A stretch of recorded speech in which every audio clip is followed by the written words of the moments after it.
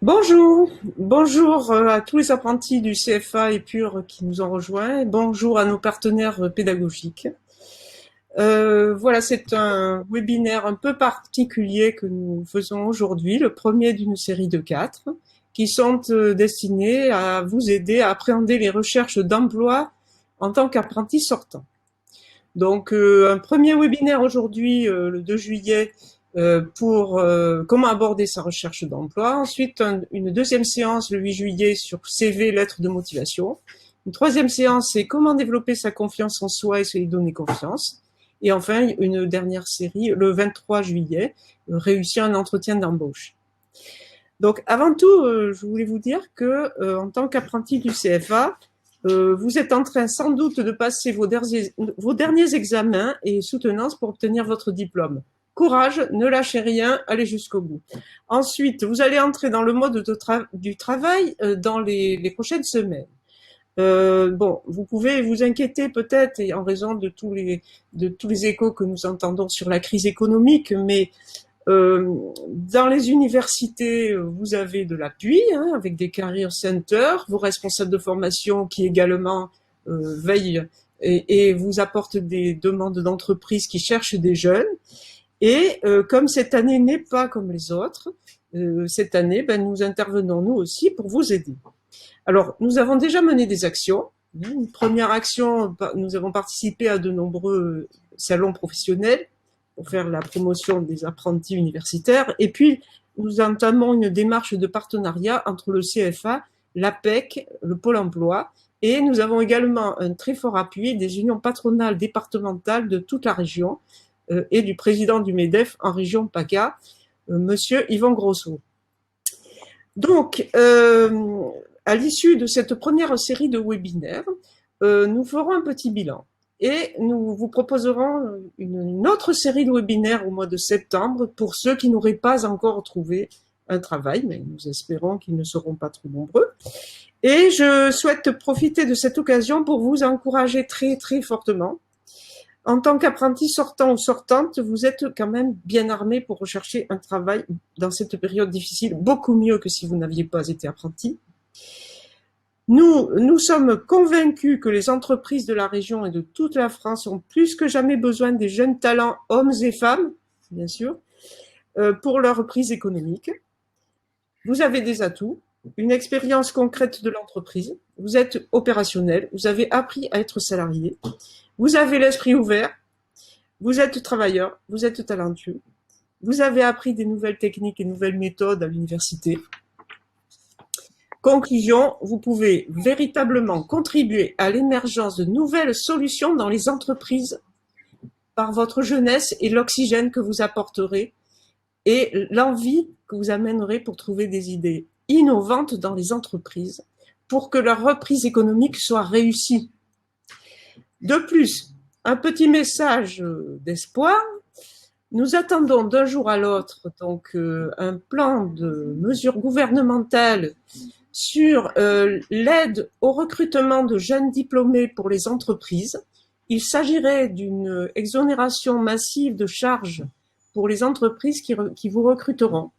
Donc, les détails de ces mesures n'est pas encore connu, mais nous sommes en veille étroite là-dessus et dès que nous les aurons, ces mesures, nous allons les adresser à tous les participants du webinaire.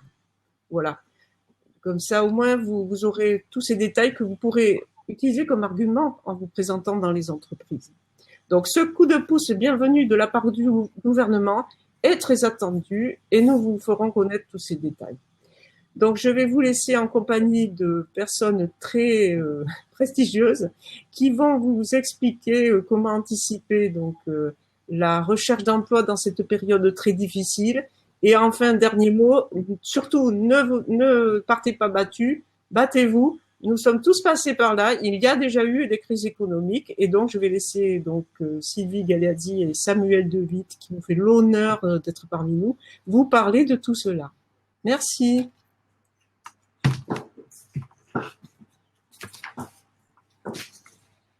Alors, bonjour à tous. Bonjour Samuel. Bonjour Sylvie. Donc Samuel, je vais vous présenter en quelques mots parce que vous avez un très long CV. Aujourd'hui, vous êtes DRH du groupe de Ops Group, plus connu sous les marques Colis Privé et Adrexo. Mais bien avant ça, vous avez fait toute votre carrière professionnelle dans les RH. Vous avez aussi démarré dans une période de crise. Donc, vous allez nous partager votre expérience. Vous êtes rentré pour un CDD qui devait durer 3 mois pour la marque Lamy-Luty, dans le groupe Campbell, et vous y êtes resté 13 ans. Ensuite, vous avez été DRH à la Shell, connu aujourd'hui sur le nom Lyondell Basel. Et donc aujourd'hui, vous continuez vos activités de DRH chez Ops, mais vous avez aussi un engagement social pour l'inclusion et pour le numérique. Vous avez été élu DRH du numérique de l'année. Et vous travaillez directement auprès du ministère du Travail, auprès de Madame Pénicaud. Vous êtes ambassadeur du Haut Commissariat à l'inclusion et à l'engagement des entreprises. Donc, vous êtes la personne la mieux placée aujourd'hui pour répondre à l'inquiétude des jeunes. Quelques mots sur ce contexte. Pourquoi le CFA a lancé cette série de webinaires? On avait une enquête de Job Teaser qui disait que aujourd'hui, la recherche du premier contrat pour les jeunes était leur premier sujet d'inquiétude.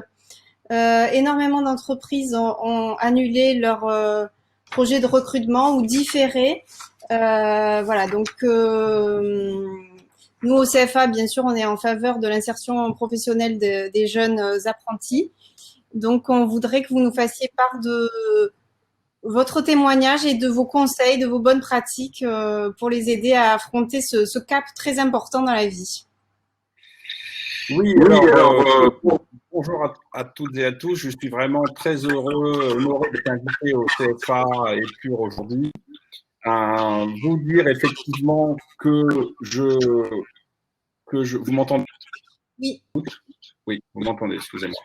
Alors, vous dire effectivement que je suis très heureux d'être là. Je veux donner avant tout l'espoir aux jeunes et vous parler de mon cas personnel, mais aussi parce que ça vous donnera aussi quelques bonnes pratiques pour comment faire sur un marché en crise. Vous savez que j'ai démarré mon activité dans les années 90 et nous avions une crise économique importante, une récession mondiale, et tout le monde me disait, comme certainement ou autre, ça va être difficile. Qu'on est en train de vivre là, vous allez avoir plus de difficultés que peut-être en situation de pleine croissance. Et oui, peut-être, il faut tenir compte de cette situation. Personne n'a vu arriver cette crise sanitaire. Faisons en sorte que cette crise sanitaire soit une opportunité quelque part pour mettre en avant un certain nombre d'éléments qui sont d'ailleurs plus souvent autour du comportement et du savoir-être. Et je vais vous expliquer un petit peu ce qui s'est passé. Moi, dans les années 90, il y a eu tout le monde me disait, Sam, sorti de ton magistère, tu auras des difficultés à trouver de l'emploi parce qu'il y a une récession et plus personne ne veut recruter. Et oui, effectivement, il faut pas cacher la réalité. Aujourd'hui, dans la situation actuelle, je rencontre beaucoup plus de DRH qui disent, Samuel, je pense qu'il est urgent de rien faire, on ne sait pas ce qui va se passer et donc on va certainement embaucher ou on va embaucher différemment. Moi, ce que je veux vous dire en premier temps, c'est que peut-être que effectivement cette crise va nécessiter d'avoir un comportement un petit peu différent. Peut-être qu'il va falloir baisser la garde, les jeunes. Peut-être que dans un premier temps, on n'aura pas forcément ce qu'on souhaitait avoir. Et ce qui est important, c'est que je vais mettre toutes les conditions de réussite de mon côté pour faire de cette contrainte une opportunité. Je m'explique. Moi, quand j'ai démarré, j'ai commencé par un CDD de 3 mois. Tout le monde m'a dit, Sam, il faut, avec ton niveau, ton expérience dans un cabinet de recrutement, il faut que tu fasses un CDI ou il faut que tu aies tel niveau de salaire. Moi, je dis d'abord, il faut vous écouter vous, mais aussi vous écoutez vous. Et je vais rentrer plus modestement dans l'entreprise. Je vais rentrer peut-être par un job que je ne pensais pas, peut-être un peu moins haut, peut-être avec moins de responsabilités. Mais une fois que je suis à l'intérieur, je vais moi-même créer les conditions pour évoluer. Comment? Moi, je suis rentré, je vous dis, j'ai un CDD de 3 mois, et je l'ai vu une fois, Et au bout du 4e mois, j'ai été embauché en CDI. Et au bout de 5 ans, j'étais le DRH du groupe. Voilà, 29 ans, j'étais le DRH du Souple. Alors, comment j'ai fait? Je ne suis pas plus intelligent qu'un autre. La seule chose, c'est que déjà, comme je vous ai dit, quand on m'a dit, est-ce que tu veux aller dans l'usine, faire des descriptions de fonctions, des fonctions des personnes, tout de suite, beaucoup ont pensé, avec un Master 2, on ne va pas faire ça. Eh bien, si. Moi, je l'ai fait. Moi, je me suis mis en me disant, c'est important, ça va m'apprendre. Dans une crise, il y a des bonnes choses et qu'il y a de l'humilité derrière. On se dit, tiens, voilà, on a moins de peut-être de souhaits de développement. Et donc, j'ai pris ce CDD, j'ai fait les descriptions. Et là, qu'est-ce que j'ai fait? J'étais curieux.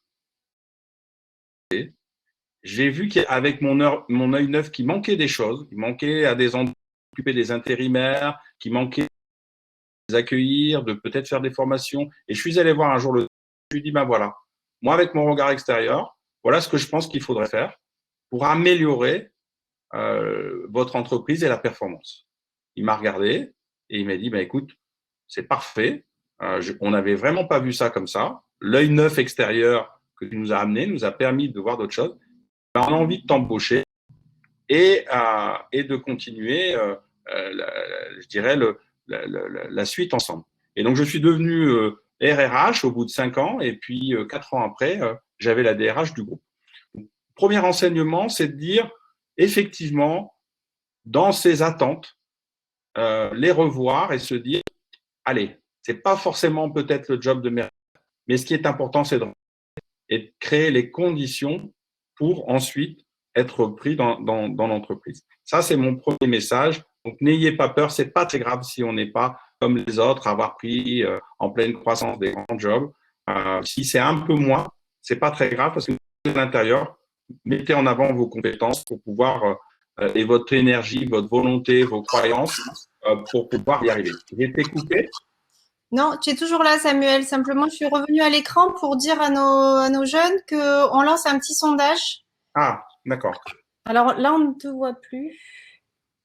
Est-ce qu'on m'entend? On t'entend. Donc, on lance un petit sondage justement pour savoir ce que les jeunes sont prêts à accepter. Est-ce qu'ils sont prêts à faire des concessions pour trouver un emploi et si oui, lesquels? Donc, on vous laisse répondre et on vous donnera les résultats à la fin. D'accord. Je peux continuer la deuxième. OK. Donc, la première chose, baissez la garde, n'hésitez pas. Et effectivement, prenez. Deuxième conseil, on peut trouver un emploi sans forcément le trouver directement. Je m'explique.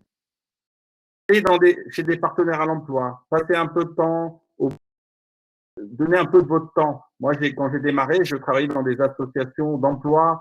J'ai été aidé le Resto du Cœur, permis de rencontrer quelqu'un qui connaissait quelqu'un, qui m'a permis ensuite d'aller chez la Militi. Vous voyez, c'est que faut pas rester inactif. Il faut savoir un peu donner pour se voir. Dans le sens où vous allez voir quelqu'un, si vous ne lui demandez pas forcément un emploi, mais que vous allez l'aider, quelque part, à travers ce que vous allez faire, ça va lui donner envie, peut-être, d'ouvrir le réseau et de dire, tu vois, Samuel, là, ce qu'il fait, c'est bien, t'as pas quelque chose pour lui, et puis y aller par rebond. Donc, la gestion du réseau en situation de crise, elle est centrale. N'hésitez pas à passer du temps pour aider la communauté dans ces périodes de crise un peu sociale, pour aider des structures, les gens les plus fragiles, aller dans des associations d'emploi, aller dans des associations que vous souhaitez. Vous allez voir, rencontrer des personnes qui ont peut-être un rôle économique dans une entreprise, qui vont vous détecter. Vous savez, la première chose qu'on détecte, c'est un savoir-être. On dit, tiens, celui-là, il a une certaine dynamique, il donne envie, il sait donner. Et dans cette période, il faut peut-être donner un petit peu plus et montrer que on n'est pas là coincé à chercher absolument un job. Et vous allez rencontrer des personnes, et à ces personnes, vous allez expliquer votre projet. Et tu deviens quoi, toi, Samuel? Voilà, je suis actuellement en recherche. C'est bien, écoute, je trouve quelqu'un et tu vas appeler de ma part. Voilà. Donc, il y a une notion de réseau à se construire. On se construit non pas en disant comme tout le monde, j'ai pas de réseau, je connais personne. Ça, c'est toujours, et moi, c'était pareil. Mais c'est pas grave. Il faut dire, je m'intéressais à des sujets écologiques, économiques, humain, associatif, humanitaire. Mettez-vous dans cet environnement-là et ça va montrer à d'autres vos compétences comportementales, on va dire tiens, celle-là, et de ce fait-là, par rebond, en expliquant votre projet professionnel et non pas je recherche travail, ben, les personnes vous disent je vais vous aider. Donc, deuxième enseignement, en tout cas, si je crois profondément, c'est de dire il faut pas recroqueviller, il faut s'ouvrir. Et même si c'est pas directement pour un emploi, vous verrez que généralement, il y a de belles surprises derrière. Voilà le deuxième enseignement. Et moi, je vous dis, j'ai connu cette crise et je subis aussi, hein, on l'a subi tous. On baisse dans un premier temps les mais il faut s'accrocher. Il faut effectivement être un peu moins exigeant. Mais c'est pas grave, c'est pour mieux rebondir après. Il faut savoir s'ouvrir dans des structures qui sont pas l'emploi tout de suite, qui sont périphériques à l'emploi.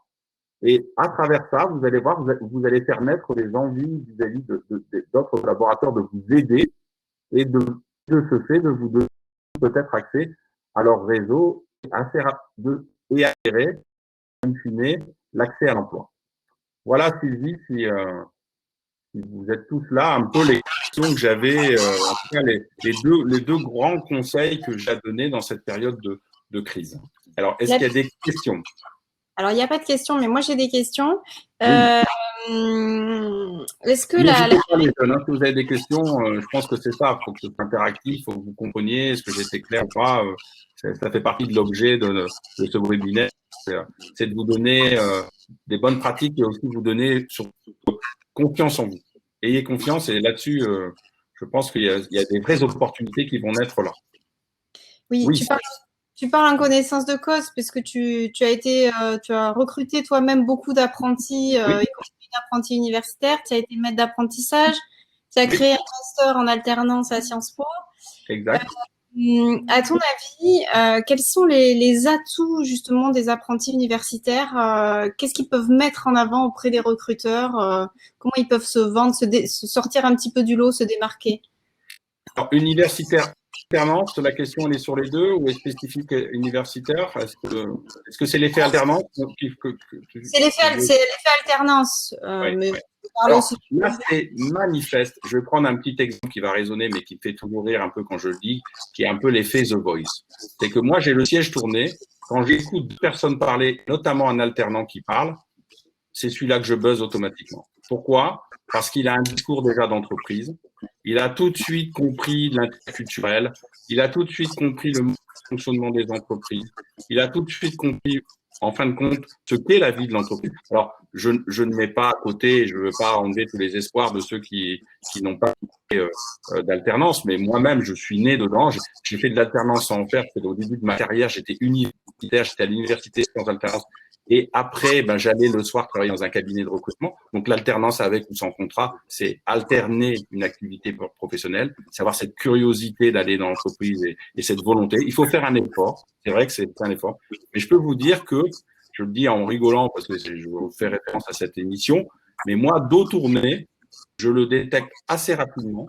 Je vois tout de suite qu'il a participé à des réunions, qu'il a une certaine approche d'un projet d'entreprise global, qu'il est imprégné par son entreprise, la manière dont il le parle, il le vit, des choses qui sont vraiment des atouts différenciants.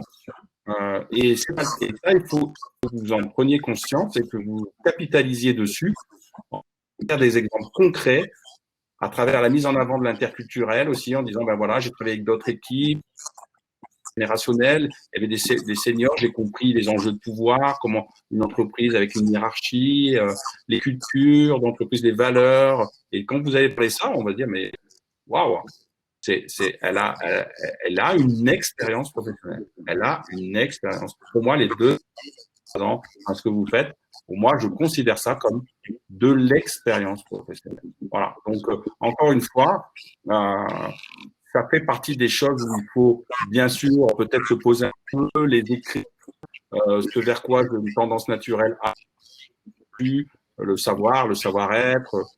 Posez-vous un peu, voilà, faites une colonne vertébrale. Une fois que vous avez posé, prenez concret de votre expérience professionnelle vécue. Voilà, j'ai fait tel projet, j'ai mis en place ça dans l'entreprise et comment vous y êtes pris, j'ai fait comme ci, comme ça. Précisez bien soyez factuel, concret. Franchement, une fois que vous avez ça, ça va se sentir dans la manière dont vous allez. Oui. Est-ce que j'ai bien répondu à la préoccupation du CFA? Résume le message, c'est ayez confiance en vous, en vos compétences, vos qualités, et sachez exprimer ça devant les recruteurs en complément du métier. Soyez passionné soyez habité par votre sujet, expliquez ça avec passion et avec des choses réelles. N'hésitez pas d'avoir un cas concret de ce que vous avez fait. Voilà, j'ai démarré de ça. Voilà ce qu'on a fait. On a créé un site, on a fait ci, on a fait là. Donc, il faut quelques faits concrets. Et après, une fois que vous êtes habité par le sujet, ça se sent tout de suite. Pratiquement dos tourné, je repère un jeune alternant. Et c'est l'avantage, comme on a eu des expériences professionnelles en alternance, on a vraiment quelque chose à raconter, du concret, les difficultés qu'on a surmontées, etc. D'accord. Et n'hésitez pas dans cette période où je disais tout à l'heure de l'ouverture au réseau, de vous intéresser à d'autres sujets que votre univers professionnel où je marque le bout en disant absolument je trouve ça. Donc essayez et une fois que vous avez créé un petit réseau peut-être pur professionnel, associatif ou autre, faites connaître ça. Faites-le savoir ce que vous avez fait. Et de ce fait-là, les gens disent, ah, dis donc, il a fait 2 ans en alternance. Et là, vous allez voir que ça va générer des envies chez les autres de dire, écoute, appelle un tel de ma part, il est dans cet univers que tu viens de m'expliquer, et c'est assez intéressant ce que tu m'as dit. Ton projet, il avait l'air passionnant. Je connais quelqu'un qui pourrait être intéressé. Donc, tu vois, cette histoire de projet, le fait de l'avoir vécu, le fait de le structurer, le fait de le communiquer, pas forcément en attendant que l'APEC offre le job qui tombe pile poil sur mon truc, va faire que, par effet ricochet, tu vas arriver là où tu veux aller. Peut-être moins haut que tu souhaites, mais c'est pas très grave. Prends-le. Une fois que tu es à l'intérieur, montre ce que tu es capable de faire.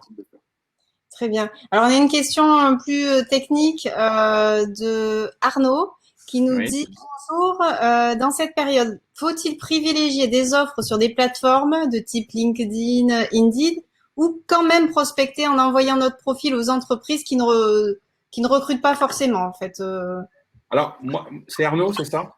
Oui. Alors, moi, je dirais Arnaud, dans cette période, il faut mettre toutes les canalos. Hein. Dans cette période, on ne peut pas se permettre de dire ça, je prends, ça, je ne fais pas. Je crois qu'il faut que tu te mettes toutes les conditions de réussite. Donc, la première des conditions, qui est un peu la partie émergée de l'iceberg, c'est les annonces. Tout le monde les voit.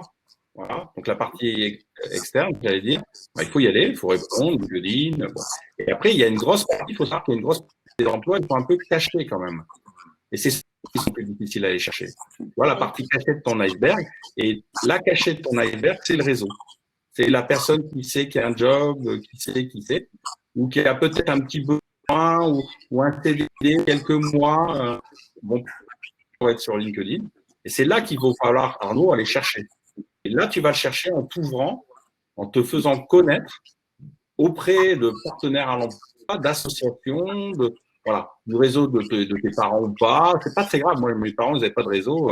Ça ne m'a pas empêché de progresser. Donc, il ne faut pas penser que si tu n'as pas de réseau, c'est fini. Mais je ne pense pas qu'on soit en posture de dire je fais l'un ou l'autre. C'est fromage et dessert. Et la partie cachée de l'iceberg, c'est un gros volet des offres. Et dans une période de crise, l'iceberg, il s'enfonce un peu. Ça veut dire que le haut de l'iceberg, il y a moins d'offres visibles.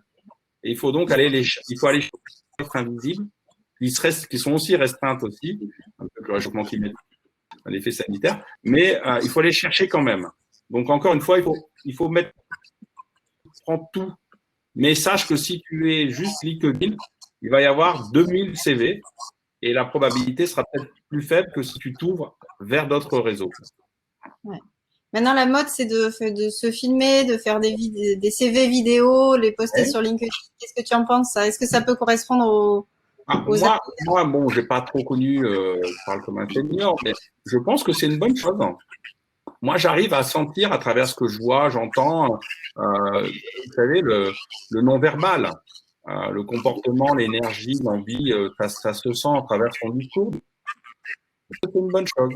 Ça fait partie des nouveaux outils qu'il faut savoir utiliser. Alors, bon, je vois des choses sur LinkedIn, des fois, c'est un peu limite quand même. Je crois que certains confondent Instagram avec ou d'autres trucs. Il faut faire attention parce que là, bon, voilà, il faut vraiment, si on dit quelque chose sur le CV, enfin, de manière en communication, il faut quand même bien préparer son pitch. Faut pas partir dans tous les sens et penser à être à tout prix original. Il faut plutôt être habité par son sujet. Alors, Arnaud vous remercie pour cette réponse. Il dit qu'il est d'accord, qu'il faut tout essayer, essayer de se former une image qui soit la meilleure possible. Voilà. Est-ce que les attentes des recruteurs, elles ont changé en cette période de crise? Est-ce qu'on... Alors, là, j'ai eu quelques discussions avec mes confrères et c'est vrai que malheureusement, mais imaginez, c'est comme vous avec vos investissements. Vous avez eu envie de faire des choses, des voyages, vous achetez, et puis vous voyez la crise. Première chose que vous faites, c'est urgent de ne rien faire. Tout le monde épargne. Alors, l'emploi. On se dit, oh là là, je vais peut-être devoir réduire mes effectifs. Donc, plutôt, je vais essayer de sauver déjà ce que j'ai chez moi. Donc, première réaction, je freine. Alors, c'est une posture naturelle. Naturellement, effectivement, vous voyez, ce que je viens de vous dire, ça vous résonne, et vous, tout de suite, vous allez peut-être éviter des achats en disant, bah non, c'est peut-être pas le moment si je perds mon emploi, ou si, vous voyez, ce sont des choses, c'est presque un instinct, c'est naturel. On prend un peu de recul et d'analyse, les entreprises font les suivantes. Souvent, c'est une opportunité pour réfléchir et se dire, est-ce qu'il n'y a pas des mesures d'âge pour faire partir un certain nombre de seniors qui ont donné 40 ans de leur vie active et qui sont peut-être plus forcément en veille de nouvelles technologies, de faire des pré-retraites progressives, de les faire partir. Et puis derrière ça, par contre, de faire rentrer des jeunes avec des appétences différentes, avec des comportements différents. Donc moi, j'ai pu évaluer ce type de comportement, de réflexion en tout cas, qui est de dire effectivement, peut-être l'urgence de ne rien faire, mais on va quand même se poser la question de savoir si c'est pas le temps d'embaucher des jeunes avec des façons de faire différentes. Vous savez, par exemple, je vous donne un très concret, le télétravail. Les seniors, pour certains, ça très mal. En ayant besoin de voir tout le monde tout le temps, c'est un peu compliqué. On sait qu'il va y avoir un nouveau mode de fonctionnement du travail. Et la bonne question qu'on se pose parfois, c'est de dire peut-être qu'un certain nombre de seniors qui ont fait un bon boulot, on va leur dire est-ce que par rapport à des mesures, et on va peut-être les faciliter leur départ de manière concertée. Et est-ce qu'on ne va pas plutôt ouvrir le marché à des jeunes qui sont déjà plus habitués dans cette culture d'agilité de travail et qui n'enfreignent pas la performance? Pas non plus un accompagnement au changement, de faire rentrer pour leur donner envie d'impulser ces nouvelles méthodes de travail et tout en remerciant, sans mettre dehors les seniors qui, eux, ont d'autres envies ou autres, parce qu'ils ont plutôt envie de transmettre leur savoir dans des organismes de formation ou d'autres choses. Donc, mon message, c'est que ça va changer le modèle du travail et c'est une opportunité pour vous, les jeunes, de rester en veille et ces nouvelles formes d'emploi qui vont naître, elles seront plus ouvertes à vous que aux seniors qui, aujourd'hui, pour certains, vous voyez, je vous ai donné l'exemple du télétravail, sont plutôt en télétravail. Voilà. Alors, je vous coupe parce qu'on a deux nouvelles questions.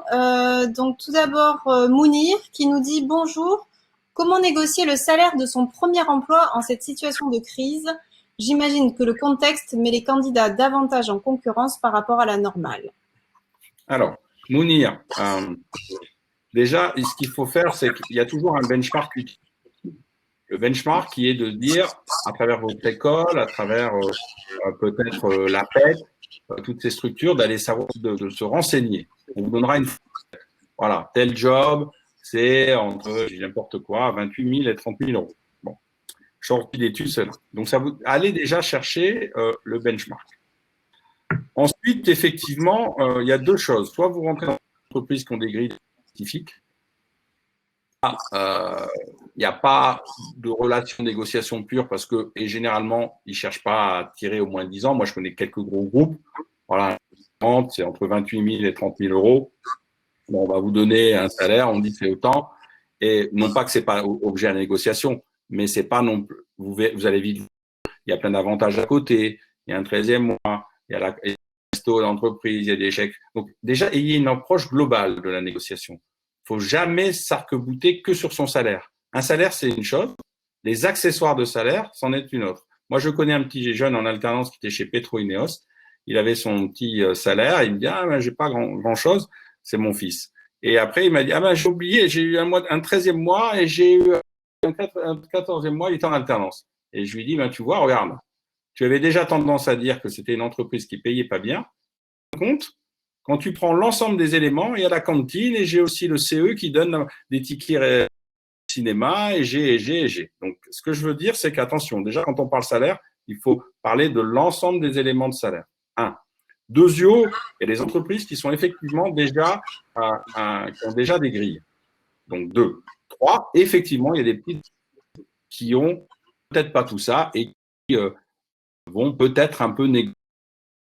Alors, moi, mon conseil, c'est de dire, tiens, vaut mieux que tu l'auras. Si c'est un petit peu en dessous de ce que Mounir souhaitait avoir, ben, peut-être, mais prends-le dans cette période. Moi, j'ai pris moins quand j'ai démarré avec mon CDD de 3 mois, alors que j'avais un CDI chez La Redoute à côté, mais je croyais que c'était mieux d'aller dans cette entreprise-là, d'apprendre dans l'usine, voilà, et d'y aller. J'ai pris moins, et puis après, j'ai accéléré 2 fois plus vite parce que j'ai trouvé moi-même des gisements d'économie dans l'entreprise. Et le patron m'a dit, ah ben celui-là, il est bon, tiens, je vais lui donner 8% d'augmentation, et puis je vais lui mettre une prime, et puis. Et à la fin de l'histoire, ben, vous voyez, j'ai bien fait de prendre moins, mais j'ai progressé plus vite. Donc, ma tendance, c'est de dire benchmark. Si c'est des grandes entreprises, ils ont souvent des grilles et regardez bien l'ensemble des éléments. Soyez pas carc-boutés sur mon salaire net. Et troisièmement, il y a effectivement des négociations qui se feront des petites entreprises. Si c'est le cas, c'est peut-être la période de le prendre. Parce que si tu as trouvé un boulot en plus en période de Covid, ça donnera le sentiment, en tout cas par la suite, de dire, disons, c'était compliqué à trouver. Il a pris, il a dû certainement faire des concessions. Voilà, c'est un bon gars. Donc, ça fait partie des choses qu'il faut savoir aussi accepter un peu, quoi. Bon, après, il ne faut pas se brader, Mounir. Il ne faut pas non plus diviser par 2 et prendre… voilà. Mais ce n'est pas très grave. Et encore une fois, c'est un point. L'intérêt du job, c'en est un deuxième. Il vaut mieux prendre un salaire un peu moindre avec un intérêt de job beaucoup plus important qui fera que dans 3 à 5 ans, tu pourras capitaliser dessus et pouvoir te vendre avec une vraie expérience, beaucoup plus forte. Alors justement, pour ceux qui vont se retrouver en situation de négociation, surtout dans les PME, Oui. les chefs d'entreprise sont peut-être pas toujours au courant des aides qui vont sortir pour l'embauche des jeunes. Donc tenez-vous bien informés. Le CFA va vous envoyer de l'information là-dessus pour que vous soyez en mesure de dire à un employeur d'une petite PME combien votre recrutement va lui coûter. J'ai un petit message quand même, Sylvie, à faire sur là-dessus, si je peux me permettre. On ne fait pas une aide. Voilà. Moi, je recrute une compétence. Voilà. Donc, n'arrivez pas dans l'entreprise. Bonjour, je m'appelle Mounir et j'ai 5 000 euros d'aide. Bon, voilà. Je vous le dis parce que ça, je pense que c'est vraiment pas bien. Enfin, pas par rapport à Mounir ou d'autres, mais c'est pas ça. On vient chercher une compétence. Voilà, monsieur, pourquoi j'ai répondu à votre poste que sur tel et tel point. Restez modeste. Je n'ai pas la prétention de tout savoir. J'ai beaucoup de choses à apprendre. Mais sachez la volonté. Et j'ai déjà quelques marqueurs qui font que je pense que je peux vous aider dans votre projet.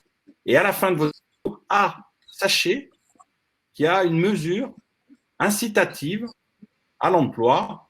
Mais voilà, je voulais simplement vous dire qu'il faut bien le placer au bon moment. Peut-être le sait-il déjà d'ailleurs, mais quasi au bout des lèvres le soir, à la fin, quoi. Voilà.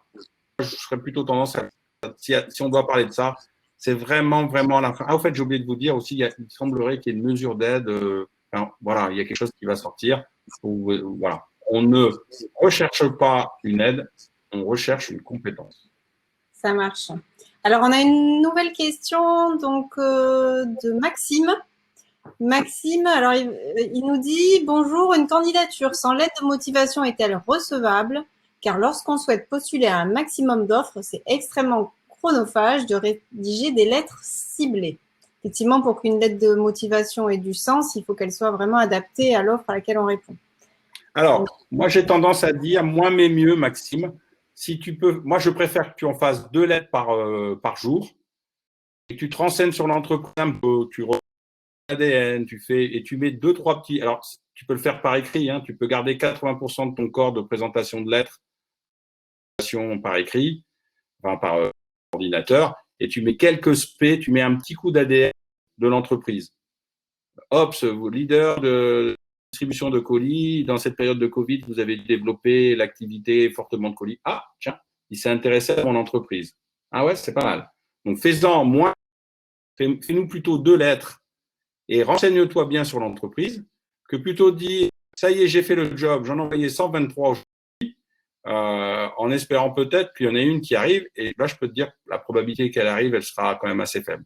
Donc, fais moins de courriers, cible bien 1 ou 2 entreprises qui t'intéressent, renseigne-toi sur l'entreprise et garde encore de naturel, ceci, cela, c'est des choses que tu sais que tu vas dire à n'importe quel. Mais voilà, en intro et en conclusion, 1 ou 2 sujets qui sont vraiment spécifiques à l'entreprise. Là, je peux te dire que généralement, quand quelqu'un va le lire, il va dire ah, moi je là aussi c'est un peu The Voice. Celui qui a fait l'effort de celui qui m'a fait une belle lettre, 300 photocopies, qui m'a envoyé, c'est la même depuis envoyé à la grosse boîte comme il a envoyé la petite boîte. Donc, encore une fois, c'est un sujet important. Il faut, sur ce sujet-là, faire mouche, et donc moins mais mieux, et avec qu'on ressente l'ADN et un minimum de travail sur l'entreprise où tu souhaites. C'est la moindre des choses, c'est un intérêt aussi, ça montre l'intérêt que tu portes sur cette entreprise. Oui. Ah, je n'entends plus la question. Je n'ai pas bougé. C'était moi. Excusez-moi. On va voir si ces bons conseils ont été entendus. Et on va regarder les résultats du sondage. Aïe, aïe, aïe. Donc, seriez-vous prêt à faire des concessions pour trouver un emploi? Si oui, lesquels? Donc, on a 0 réponse pour le temps partiel. Poste en CDD, 38%. Ouais. Donc, ça veut dire que les autres, ils veulent un CDI. Poste en intérim, 19%. On en parlera peut-être, on peut dire un mot sur l'intérim aussi. Éloignement du domicile, 23%. Donc, on a des jeunes qui sont mobiles, mais pas trop. Salaire peu élevé pour 15%. Et 4% ne veulent faire aucune concession. Oh, voilà. Bon, ça fait partie. Après, encore une fois, on doit définir, vous savez, vous définissez un cercle en disant, bon, ça, c'est le cœur de cible de ce que je souhaite avoir. Salaire, lieu, machin. Puis ensuite, vous ouvrez une zone de chalandise où vous dites, bon, alors, ça, par contre, je suis prêt à faire. Ah oui, je suis prêt à aller plus loin dans mon travail. Je suis prêt à baisser un peu le salaire. Je suis prêt dans le métier, mais peut-être d'y aller dans le commerce pour aller au marketing. Un petit arbre, vous voyez, une petite arborescence en disant le plein cœur de cible, c'est ça. C'est comme une cible. Hein. 10 points, c'est ça. Au milieu, c'est le salaire, le ci, le là. 9 points, c'est quoi? Je baisse un peu en salaire. Par contre, je change pas de région. Et puis, après, une fois que vous voyez passer les offres, passez au crible les offres dans votre et puis, après, il faut faire des choix. Enfin, choisir, c'est renoncer, on le sait bien tous. Voilà. Est-ce qu'il y a d'autres points Donc, Olivia nous dit bonjour, concernant justement les lettres de motivation, est-ce mieux de les écrire à la main ou à l'ordinateur? Est-ce mieux de se rendre sur place pour donner la candidature physiquement ou par mail? Il y a l'idée de faire l'effort de se déplacer, mais j'ai peur que ça fasse vieux jeu. C'est vrai que je vois plus de jeunes se déplacer dans l'entreprise, déposer son courrier. Très honnêtement, enfin, je le vois plus en tout cas. Mais pour cela, ce que j'aurais tendance à dire à Olivia, c'est si Olivia a réussi à créer un petit réseau qui fait qu'à un moment donné, dans une structure associative divers, il donne un réseau en disant allez voir Sylvie Gueliasi de ma part, et que Sylvie appelle de la part de Samuel de 8, ah ben oui, est-ce que tu peux la recevoir? Elle va venir à la lettre, ça c'est. Je préfère quand elle vient avec sa lettre qu'elle ait quand même déjà travaillé un petit peu le sujet pour construire un réseau, comme moi j'ai construit de zéro, hein, j'ai démarré comme toc toc toc dans une boîte d'un conseil, le gars il me connaissait pas, j'ai descendu, j'ai dit on a un rendez-vous ensemble, il me connaissait pas, j'ai dit je peux vous aider, je suis un jeune étudiant, donc il faut y aller un peu au culot, mais j'aurais tendance à dire qu'aller taper à toutes les boîtes et donner un courrier avec une lettre manuscrite, j'y crois un peu moins. Être reçu par quelqu'un à l'accueil qui connaît rien, il va prendre votre lettre, merci, au revoir, il va la mettre dans la banette et l'effort que vous aurez fait ne sera pas forcément reconnu comme tel. Après, la lettre manuscrite ou la lettre écrite, c'est vrai que quand c'est écrit, reste quand même encore. Alors, je sais pas quels sont les conseils que le CFA et PUR donnent sur le sujet, mais ça reste quand même quelque chose encore. On voit qu'il a fait un effort. L'idée, c'est de voir qu'il a fait un effort. Si on voit qu'il a fait un effort sur le fond du courrier et sur la forme du courrier, moi, j'ai pas unique du DRH. Les DRH qui disent que ça fait à la main. Je pense à dire que si vous en faites 2 par jour, les faire à la main, ça peut être pas mal. Maintenant, si vous en faites 2 par jour et vous les faites pour moi ordi, mais que vous avez bien travaillé la connaissance de l'entreprise, je pense que ça peut passer. Donc, j'aurais tendance à dire chacun fait comme bon lui semble là-dessus, avec quelque chose de personnalisé dans la lettre. Je pense que c'est bien. Si vous appelez la CMA-CGM, vous devez savoir un certain nombre de choses sur la CMA. Si vous écrivez à Ribot, vous devez savoir ça chez eux. Si vous voyez des choses qui font que on a compris que vous avez porté intérêt à l'entreprise. Ça, c'est pour moi, c'est le plus important que de le déposer à l'accueil. Vous allez galérer et vous allez perdre du temps et de l'énergie. Entendu. Alors, on a une autre question un petit peu différente. Aujourd'hui, on peut être apprenti signer un contrat d'apprentissage jusqu'à la veille de son 30e anniversaire. On peut signer un contrat d'apprentissage tout au long de la vie si on a une reconnaissance de la qualité de travailleur handicapé. Et on peut signer un contrat de professionnalisation à peu près tous les âges. Donc là, on a une personne qui a 50 ans. Elle dit, je finis une formation en contrat pro en information à Polytech. Je frise les 50 ans. J'ai eu une interruption de plus de 10 ans dans le domaine à cause de soucis de santé. Comment aborder ce sujet avec l'entreprise? Donc, c'est un peu différent, mais si on peut bénéficier de votre avis, Samuel, ça serait sympa. Alors, moi, je dis, vous savez, dans mon entreprise, j'ai 10% de personnes en situation de handicap. Pour vous donner une idée.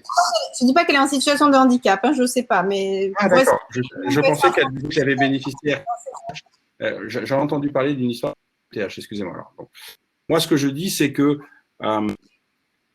tout sujet de une opportunité pour essayer déjà, et c'est une bonne chose pour cette dame, d'avoir essayé de se reconvertir dans une formation métier spécifique différente. Donc ça, c'est un premier point. Ce qu'il faut qu'elle fasse, c'est qu'elle essaye de mettre en avant tout ce qu'elle a fait avant cette situation dans son parcours. Qu'est-ce qu'elle a appris? Qu'est-ce qu'elle a en termes d'expérience? Je pense qu'il y a une certaine seniorité, une maturité, une capacité à prendre des sujets avec peut-être moins pas moins d'énergie, mais réactivité, comme on peut des fois reprocher aux jeunes de l'être, donc un peu plus de maturité, voilà ce que je voulais dire. Et puis de regarder maintenant à travers cette formation, quelles sont les entreprises qui sont prêtes à embaucher. Alors vous savez que au commissaire, je suis ambassadeur du Haut-Commissariat, et on a beaucoup d'entreprises qui se sont engagées dans un projet qui s'appelle La France une chance, et justement la diversité. Et c'est l'occasion, je pense, de pouvoir, dans beaucoup d'entreprises, nous, on embauche des seniors. Donc moi le premier, j'embauche des seniors. Donc ça fait partie des choses qui sont importantes. Oui. Juste une chose, elle nous précise qu'elle a effectivement une RQTH. Voilà. Alors, je pense que c'est encore une fois, c'est pas la première chose à mettre en avant.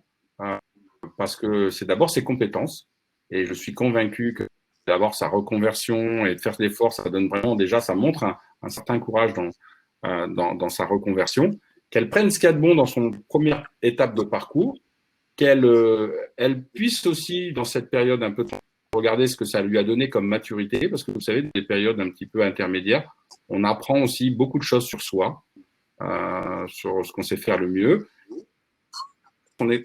Sa dernière formation, il y a beaucoup de grosses entreprises, et petites d'ailleurs, qui ont une politique inclusive et qui veulent intégrer des personnes TH ou seniors. Moi, je vous dis, j'ai 5000 retraités dans mon entreprise. Vous voyez, je vais jusqu'à des salariés jusqu'à plus de 75 ans, qui ont malheureusement eu des petites retraites et qui ont besoin d'un complément de retraite. Donc, il y a des entreprises qui sont faites pour ça aussi.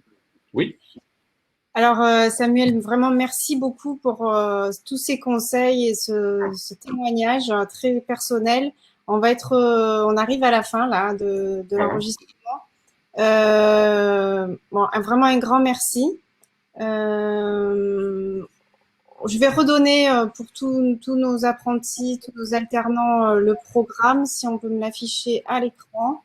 On vous donne rendez-vous pour d'autres webinaires, dont certains seront un peu plus techniques, vraiment sur comment rédiger sa lettre de motivation, son CV, et puis aussi comment réussir un entretien d'embauche. Et aussi un webinaire complémentaire plus comportemental, donc pour travailler sur sa confiance en soi et comment donner confiance à l'autre dans la relation pour vos entretiens. En tout cas, je pense qu'aujourd'hui, on a pris beaucoup d'énergie auprès de Samuel et donc on le remercie vraiment grandement pour son engagement jamais démenti auprès des alternants. Voilà. Ayez espoir et faites-vous confiance. Merci Samuel. Au revoir. Merci. Bonne journée.